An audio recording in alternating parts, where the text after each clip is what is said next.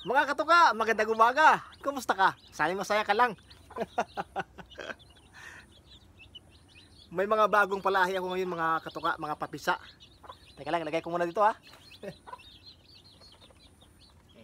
Mamaya ipapasilip ko sa inyo. Wait lang. So mga katuka, muli good morning sa inyong lahat mga idol. At nagbabalik na naman po ang inyong lingkod, ang inyong kaibigan, kabakyard, katuka, Milpy Borga. So unang-una sa lahat, ako po ay mangungumusta sa inyo. Sana po ay nasa mabuting kalagayan po kayo dyan. Kung saan man po kayo naroroon, kung saan man kayo nagtatrabaho, mga OFW, mga kaibigan ko na ibang bansa, mag-ingat po kayo dyan. Saka sana'y pagpalain tayo ng Panginoong Diyos palagi. So ito mga katuka, ipapakita ko sa inyo yung ating mga bagong papisa. Dito sila. So ayan po oh. Oh, meron akong mga bagong aalagaang sisiw dito mga idol.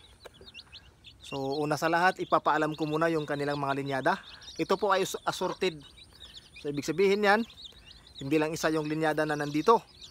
So itong manilaw-nilaw, yan po yung anak. Ito, ayan. Anak yan ng Sweater Boston from Airwax Game Farm. Ayan. At yung gray dito na kulay, ito. Teka lang ha. Ayan po, yan nasa dulo.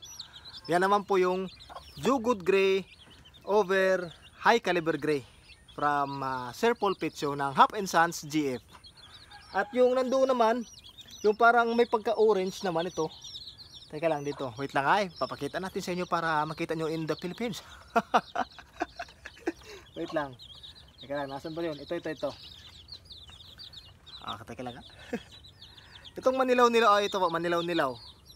Parang may pagka-orange. Ayan o. Ito naman po yung anak ng aking malatuba.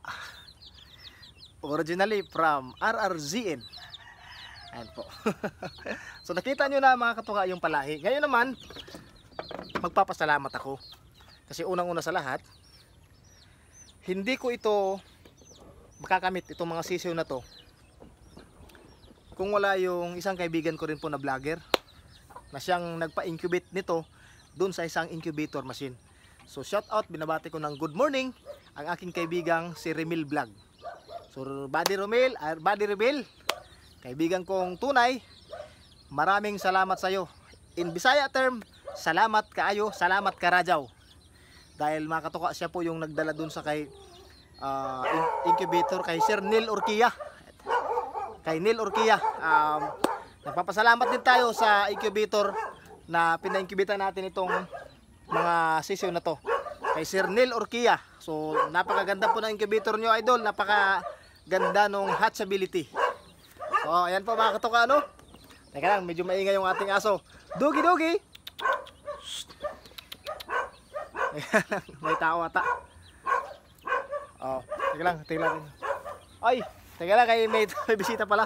Kaya pala maingay yung aso. Dito si Brandon mga idol. Idol. Puko. Maingay, dali. Brandon, kaway ka dun sa vlog. Nandito ka na. Kasama ka na. Hello mga katuka.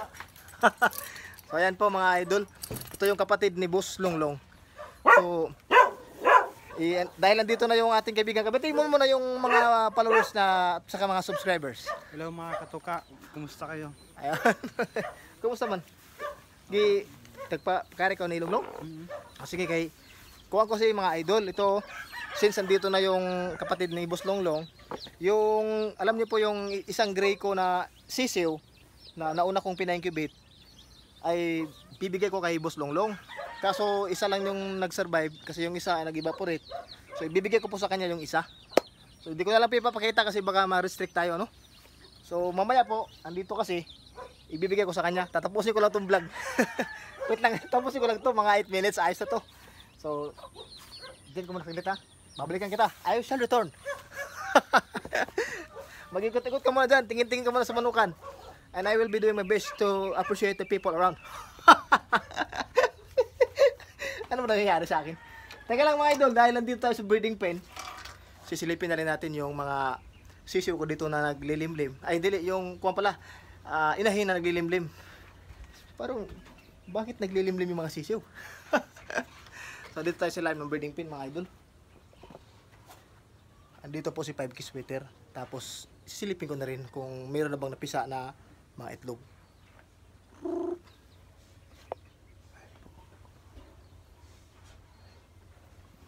Sa tingin ko wala pa. Pero magkasunod lang to. February 3 na misa yung pina-incubate ni Remil. Ito naman siguro estimated ko this week lang ng February. Maybe February 7 or February 8. So yan po, estimate ko lang yan. Ganon din po dito sa kay Malatuba na naglimlim. Kasi sabay sila naglimlim eh.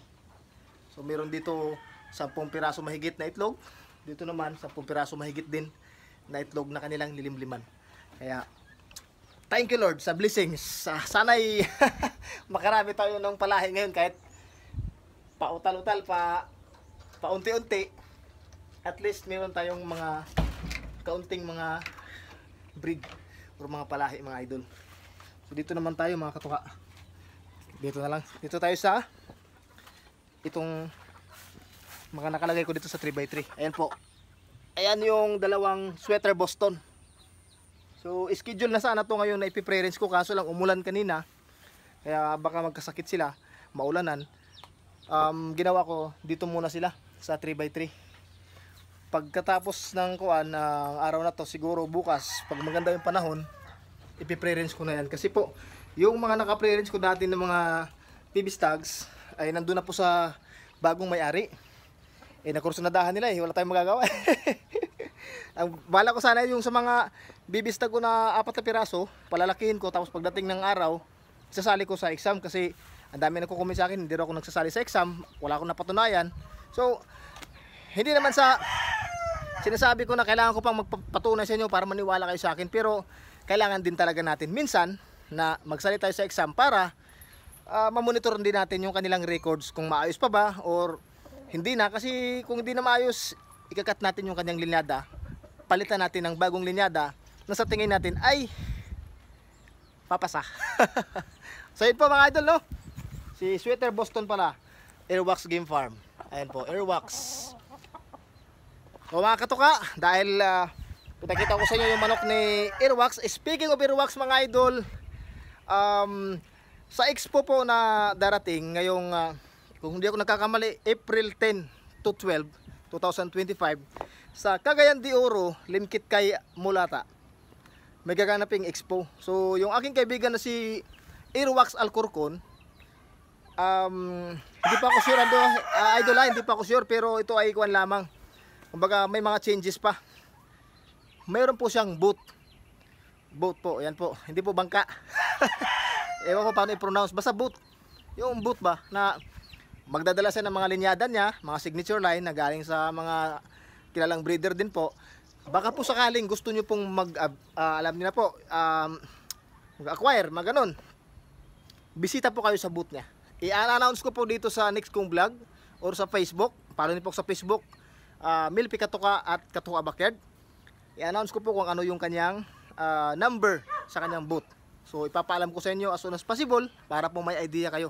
At ngayon pa lang, at least alam niyo na po na meron tayong mga kaibigan katulad ni Airwax na merong booth sa expo.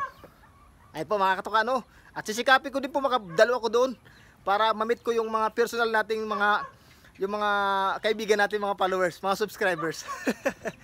Para makita-kita din tayo dyan. Ang saya kapag nagkakasama-sama tayo mga idol, ano? Kahit malayo yung ating mga pinanggalingan, pagdating sa manok, nagkakaisa tayo, nagkikita-kita tayo sa isang lugar.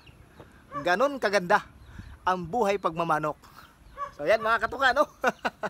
Nga pala, ito na lang po yung natira kong mga alaga dito. Sweater Boston. Ito naman yung Kanawayon, Sweater Hatch. From Rebel Vlog din po yan.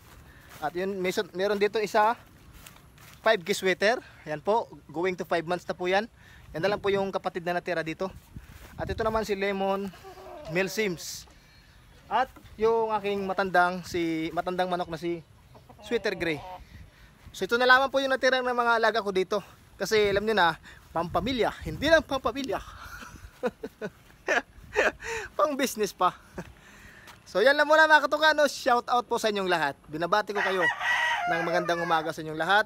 Sa mga nagpapa-shoutout dyan, Shoutout muna sa inyong lahat. Happy birthday sa mga nagbe-birthday at belated sa mga nag-birthday na kahapon. God bless po. Lagi natin tandaan ang sabong ay sports lang, huwag tayong magpakalulong sa sugal. Ingat kayong lahat. Sana'y masaya ka lang. Bye-bye po. Don't forget to subscribe.